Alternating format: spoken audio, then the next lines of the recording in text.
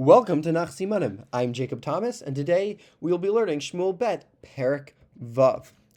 Now, once David has his place and his city in Yerushalayim, he decides, you know what's a good idea? The Aron HaKodesh, he should bring it from the house of Avinadav, where it has been since perek Vav of Shmuel Aleph. Now, they place the ark on a brand new wooden wagon, pulled by oxen, and they give it to Uzzah and Achio, who are the sons of Avinadav, but are not Levium. And they lead the wagon. The whole house of Israel celebrates. They have harps, they have lyres, they have music, they have drums, as a holy, exciting festival to bring the Aron HaKodesh to Yerushalayim, 30,000 people. Now, as they're at the threshing floor of Nachon, the ox stumbles a little bit. The wagon tilts. The Aron begins to fall. Uzzah, who's afraid it's going to fall, reaches out his hands to steady the ark, touching this holy object directly. The anger of God flares, which is a sign of punishment, because Uzzah touched the Aron, which has the Luchot Habrit inside of it, and Uzzah instantly dies. Now, David is saddened because he thought this was such a great thing, and is fearful, and he names the place Perez Uzzah. The Aron is now detoured to the house of Eved Edom, the Giti. Because David was afraid, okay, maybe now's not the right time to bring it. Now, after 3 months, we see that Eved Edom's house becomes blessed, and he has a lot of great things happening to him. And David realizes, oh no, the Aron is meant to be moved. This is not a curse, because if he's being blessed, it's a good thing. So now it's time. So he carries it. So this time, he changes his plan a little bit. He carries it into Yerushalayim with sacrifices, with great fanfare, and they carry it. They have Levium that actively carry it. Now David, wearing a simple linen ephod, dances with all of his might before the Aron, as we do nowadays on Simchas Torah, which demonstrates David's complete humility and servience towards God, that he only thinks of God and no one else. Now, Michal, who's David's wife and Shaul's daughter, watches this and sees her husband, who's dancing like a crazy person in front of all of Bnei Israel, and rebukes him. But David defends his action, stating that he's going to be even more humble and even more humiliated in front of the people if it's for God, because this is the way that you serve God. Now, for this disgust that Michal fears, she's punished to remain childless until the day that she dies. Because we're supposed to go out of our comfort zone, do what should not normally be done, do it for God. Even if it's not to our level of kavod, to our level of honor, as it was with David HaMelech.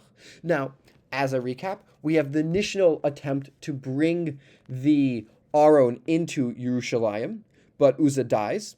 And then we have the interim blessing that Eved Edom gets for 3 months while the Aron stayed in his place, which then leads David to try to bring the Aron to Yerushalayim again with sacrifices and really exciting dancing to show his love for Hashem. It enters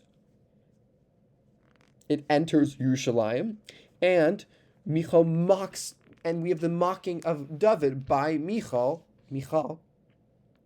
for the lack of the kingly dignity that he should had, leading to her punishment. We are in perek Vav, so just like Zichru, we use a sword. The man that touched the ark at the joyous festival got sliced by a sword. So we have the man getting sliced by a sword. That reminds us we're in perek Vav. And we have the man touching the ark at the joyous festival. So we have the joyous festival of David bringing the Aron to Bnei Israel. That then leads Uzzah to touch it. See, he has Uz on his shirt to remind us in the simon what his name is, who touches it as it's falling, which then leads him to be killed. And then it gets stayed in Eved Edom's house for 3 months, which David again creates a big joyous festival with dancing, you can see in the back, to try to bring it again to Yerushalayim. And this time it succeeds. So one more time with the simon.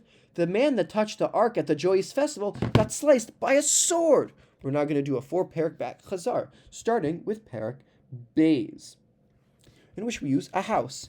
A split begins between the house of David and the house of Ishbosheth. We have the split between the house. The house reminds us of when perek bays, bias, house. And we have a split beginning because David becomes king in Hebron, but Ishbosheth, the son of Shaul, with the help of Avner, becomes king over all the rest of Israel. Now we are in perek Gimel, in which we use a camel. The strong kingly camel is able to overpower the weaker camel. We have a camel, which reminds us we're in perek Gimel, because Gimel, Gamal, camel. And this and it reminds us how David, as we see through the Pesukim, through the war in Gibon, and through the fall, the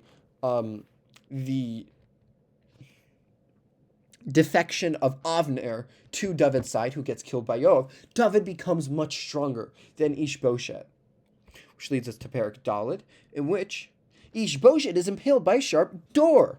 We use a sharp door, which reminds us we're in perek Daled, because Daled, Delet, door. Ishbosheth, after Avner left, people come while he's taking his afternoon nap, and they kill him while he's sleeping. Take his head, give it to David, thinking that they would get rewarded, and instead David kills them for killing the king, because he does not want to build his monarchy on killing people he doesn't like. Now we're on perek hay, in which we use a stack of hay. The stack of hay becomes king over all of Israel. This reminds us how after Ishbosheth dies, all of Bnei Israel comes to him and anoints him as king, in which he then decides to take over Yerushalayim as his kingdom, and King Hiram of Tzor gives him carpenters and wood to help build his palace, and then he has the war with the Plishtim. We're now going to do a 10-question pop quiz. In which perek does David spare Shaul's life at the cave at Ein Gedi? Perek Chaf Daled. In which perek does Uzzah touch the Aron and die? Perek Vav. In which perek does Shaul fail to destroy Agag and the best of the Malekei sheep? Shmuel Aleph perek Tet Vav. In which perek does David capture the fortress of Zion and name it the city of David? Perek Shmuel Bet perek Hey. In which perek does Michal despise David for dancing before the Aron? Shmuel Bet perek Vav. In which perek does Chana pray for a son at the Mishkan in Shiloh? Perek Aleph. Shmuel Aleph perek Aleph. In which perek does Shaul consult the witch of Endor before his final battle? Perek Shmuel Aleph perek Chaf Chet. In which perek does David defeat Goliath with a sling and a stone? Shmuel Aleph perek Yud Zayin. In which perek does Avner appoint Ishbosheth as the king over the 10 tribes? Shmuel Bet perek Bet. In Shoftim bonus question, in which perek does Shimshon possess a riddle about honey in a lion? Honey in a lion. Shmuel Aleph perek Yud Dalet. That is it for today. May we be zocheh to finish all of Nach, 1 perek at a time, and remember it day after day. Have a wonderful day.